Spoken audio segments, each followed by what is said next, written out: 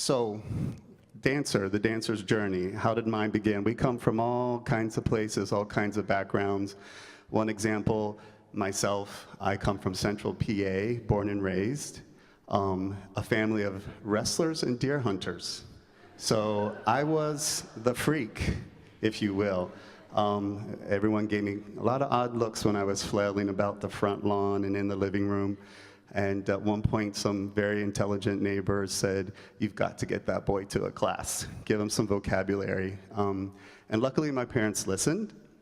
And luckily enough, not real close by, but a good hour and a half every night, we drove to a pretty well-known school. I don't know those in the dance world.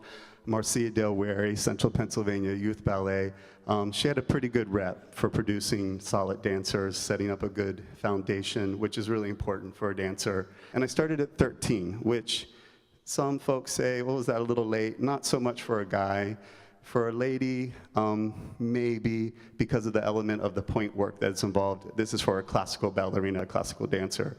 A lot of times, young ladies are expected to start sooner because once you get the basics down, then you have to apply that to sur la pointe, the point work, and that takes a lot of time.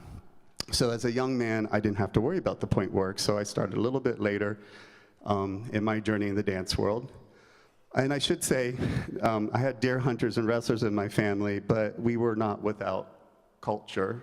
There was a piano in the house, and my mother did make it necessary that all the Reader boys took piano lessons. I'm glad I did, because I think I have a good musical ear. And then we also were instructed by mother to pick an instrument.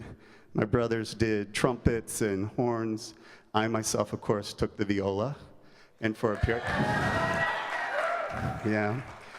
Of course, there were eyebrows going up because everybody else had brass and I went with the strings. So I was like, all right. So I was a little different than everybody else in the crew.